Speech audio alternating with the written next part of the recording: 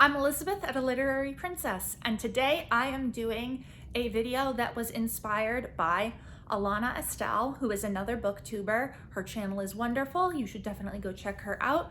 I will be linking her video and tagging her down in the description box. So she recently did a video that was my top 10 books as of now, and basically she asked at the end, so what are the top 10 books that you would keep? If you could only keep 10 books that you physically own, what would they be? And I was like, at first I was like, oh, that's easy. And I thought of several right off the bat. But then I was like, oh, wait, no. And I started like really going back and forth on some of them. I was like, oh, I think this will be a good video. So I decided to kind of copy her and do my own version of this. So this is my top 10 books as of 2022. I'm not sure if this will change. I feel like this could change just depending on my mood, to be perfectly honest, because I really went back and forth on some of these, and there were ones that I thought were gonna be in there that I ended up being like, no, I think that this other one is actually the better book. And if I really could only keep 10, then these are the ones that I would pick. So as of right now, I mean, and I really went back and forth on some of these. So these are not in any order. The order that they are in is what will make them least likely to fall on me while they're balancing back there, because that actually happened. Right after my massive book haul tag, they fell over on me. So that was not fun. I want to avoid that. I also don't think I could put these in any order aside from my one book that is my all-time favorite ever, which I will let you know when we get to it. But other than that, I don't think I could put them in an order. Like, it's hard enough to just order the books that I have read in 1 year. Let's not even talk about my lifetime. So let's see what these are.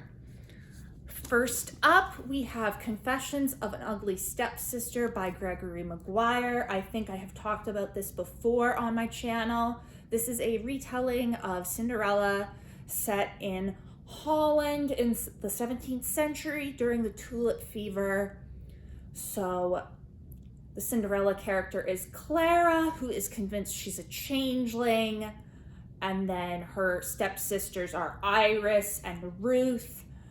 And Iris is considered very plain. Whereas Clara is this gorgeous, beautiful thing.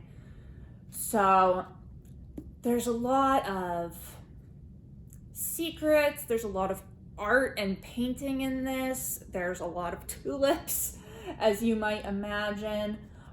This is a really beautiful story. I adore this. I like basically everything Gregory Maguire's written that I've read, but this is probably one of my favorite fairy tale retellings of all time. And is it the only one? I think it's the only one I picked for this list, which was actually quite hard. There were several others that I was really going back and forth on, but this one has just stuck with me since I first read it at 8 years old, even though I did not understand any of it until today. I mean, I can go back and reread this whenever and always get something new out of it and always be enthralled with the story and the characters and the writing. So I just love the cover. It's so fun. All right, next up, we have another book that I've definitely talked about on this channel. This is Winter Song by S.J. Jones. This is my favorite fantasy book. Period. End of story. This is kind of a retelling of the movie Labyrinth, while also taking pieces of Christina Rossetti's poem Goblin Market and even a little bit of Phantom of the Opera influence in there, and kind of like Beauty and the Beast, that type of thing. So this is the story of Liesel, who ends up marrying the Goblin King in order to save her sister from being trapped underground. S.J. Jones has such beautiful writing. Her descriptions of music are just gorgeous, and I love the character of Liesel. I adore her so much. She is coded as having bipolar disorder, which the author does very well. I love the romance between her and the Goblin King. I just love everything about this book. I have reread this so many times, and I will continue to reread it and scream about it constantly because that is what I do. So yeah, if I could only keep 10 books, this is definitely going to be one of them, because it's just, it captured me completely. Next up, we are getting into a few classics. There's a lot of classics on here. I don't think that's actually surprising to anybody. So we've got Jane Austen's Pride and Prejudice. I mean, I'm basic. I feel like this is a lot of people's favorite book. It's definitely one of mine. I have adored it since I first read it. I adore the Keira Knightley version. It's so fun. Jane Austen is just funny. Like, her satire is just so on point and brutal, but also the love story is still very beautiful, you know, and the characters are dynamic and they change, and I get really into all of their little problems. I love it. I love it so much. And I have since I was like 14. All right, and next up we do have my actual favorite book ever, which I have talked about several times on here. This is Wuthering Heights by Emily Bronte. This book is so powerful. I know a lot of people hate it. It's either you love it or you hate it book. I adore Emily Bronte's writing. Her characters are just so passionate, and yes, they're horrible people, but the emotion that comes out of them is just so gripping. The whole story, and it's just such a windy story with all these different, like, multiple narrators and all these little intricate pieces, and I just love it so much. I adore it. I'm gonna say that about all of these, of course, but yes, Wuthering Heights is my favorite book ever. I've read it a lot of times. When I first read it, when I was 14, I read it 3 times in a row because I loved it so much. So I think that really says something. All right, next up we have a newer one, actually. Well, not newer as in newer published, but newer as in I read it fairly recently. This is Among Others by Jo Walton. This is probably one of the best fantasy novels I've ever read. Winter Song is my favorite, but this is probably the best. So this deals with a young girl named Morwenna who lives in Wales. She had a twin sister. They were able to see these essentially fairies, and then her twin sister passes away. It leaves her disabled, and then she goes off to a boarding school in England that her father has picked out for her, and she's trying to do magic. There's this very sense of, is it real or not real, that you get for a really long time in this book. And it's done so well. It's just done so well. There's also a lot about fantasy literature in here. Maury is a big fantasy literature fan. She just reads constantly. So she talks about the books that she's reading and that she loves. So it's like a love letter to the genre. And it's just so beautiful. And it's so good. All right, next up is also a fairly newer one. This is The Girls at 17 Swan Street by Yara Zikib. I don't know. I'm so sorry. I really don't know. So this is about a woman named Anna who has an eating disorder, and she goes into a treatment center. this is a very personal book for me because I have an eating disorder. The author just really captures the experience well. This was so well done. I actually listened to it on audiobook, and it was just amazing. I haven't actually read the physical copy yet, so I really can't wait to reread it. It's one that I definitely need to reread, but it's just done so well. I don't know if you can hear a cat meowing, but that's coming from the hallway, if you can. Poor thing. Anyway, yeah, so this book is just very personal for me. It hit very deeply, and I adore it. All right, and another one that I wouldn't say I read this recently, but more recently than, say, when I was 14, like for some of these, or 8. But this is Possession by A.S. Byatt. I actually need to reread this. This is a book that I could probably reread every year and still find something new every single time. It's the winner of the Booker Prize. It's absolutely amazing. It's mind-blowing how wonderful this is. So it's dealing with a pair of scholars who end up looking into these 2 Victorian poets and discover these previously unknown love letters between the 2 poets. And it's a race to figure it all out and to see who can get the credit for it, but it's also the story of these 2 poets and their love story. And oh my god, it's just beautifully written. The writing is gorgeous, expertly woven together. The Washington Post on the back says, "What a book." And that really is how it is. I actually did debate putting this on here though, because I wasn't sure. I was like, I did love it. It's definitely like one of the best books I've ever read, but like there are probably some that I technically love more just for nostalgia reasons. But I do think like if I could only keep 10 of my books right now, this would be one of them, because I know I need to reread it. I know I'm going to get so much more out of it, and it's just fantastic. Please don't fall on me.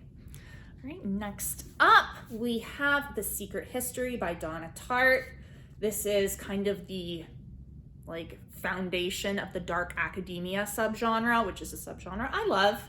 This deals with 5 students at a small college in Vermont, I think. It's in New England, either way. And they are studying classics, and they end up killing one of their other classmates. And that's not a spoiler. We know that from the first page. They're like, yeah, we killed Bunny.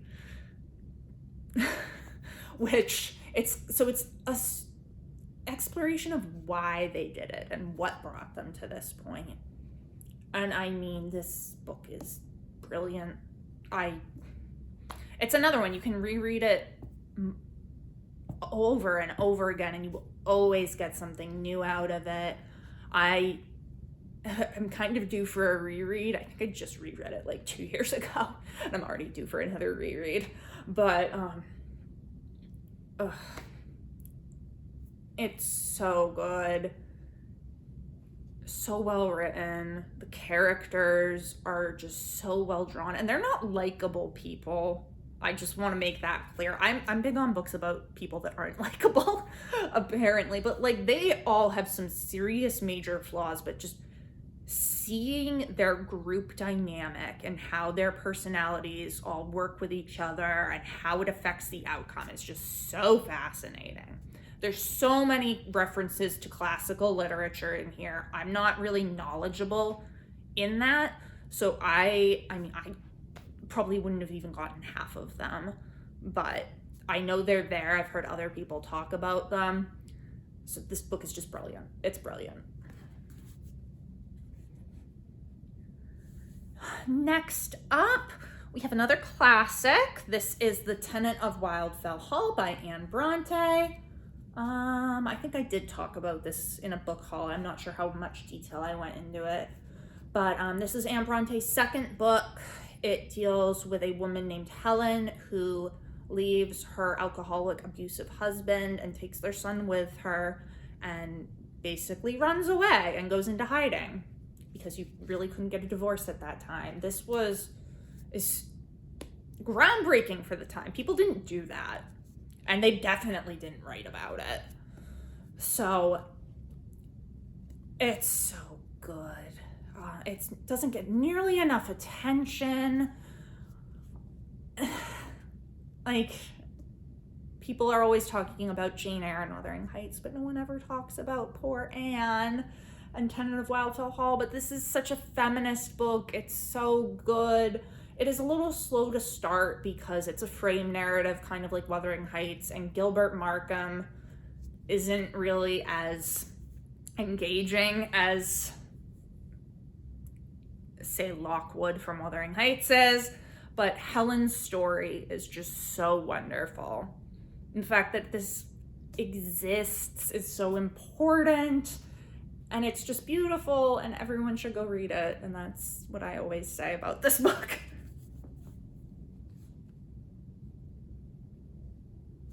All right, and last but certainly not least, we have another Bronte novel. We've got Jane Eyre. So, I mean, it's the same as with Wuthering Heights and The Tenet of Wildfell Hall or Pride and Prejudice. I adore this book. A lot of people do too. Again, basic. But this deals with Jane, who starts out as a child and is very angry and defiant because she's been mistreated her whole life, and she just continues to get mistreated at the school she gets sent to. And then when she's an adult, she becomes a governess at Thornfield Hall, and she meets Mr. Rochester, and thus begins a very passionate love story. And it's very gothic. We have the famous mad woman in the attic, of course, but it wasn't actually an attic, it was the third story. But just to note. But this book is amazing. It's so well written. The character of Jane is just amazing. Her voice is fantastic. There's some great lines in here. I am no bird and no net ensnares me. It's just so good. I can't even really express why I love most of these. I just do. They're like a part of me, almost. I mean, I read this when I was 15, and I've continued to read it. I've written papers on it. Same with Wuthering Heights. Like, they're the books I keep coming back to. And I think that's probably ultimately what this list is books that I keep coming back to. So it will be interesting to see if I change any of them next year. And I think I probably will. Because like I said, there were books that I was like, oh, I want this one on there, but, and like was going back and forth on, because I mean, there's so many more than 10 books that I just keep coming back to. Like, if it had been 20, I would have probably had no issue, because I think I could get everything in there with 20, but that would defeat the purpose of this, I think. The point was for it to be hard and to really think about what 10 books and why.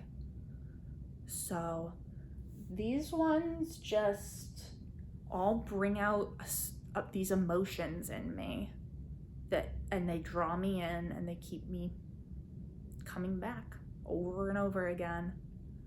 So yeah. So let me know down in the comments below, what are the 10 books that you would keep if you could only keep 10?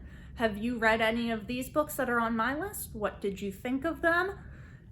And please don't forget to check out my blog and my Tumblr down in the description box below. It's been great chatting with you. I will see you soon. Bye.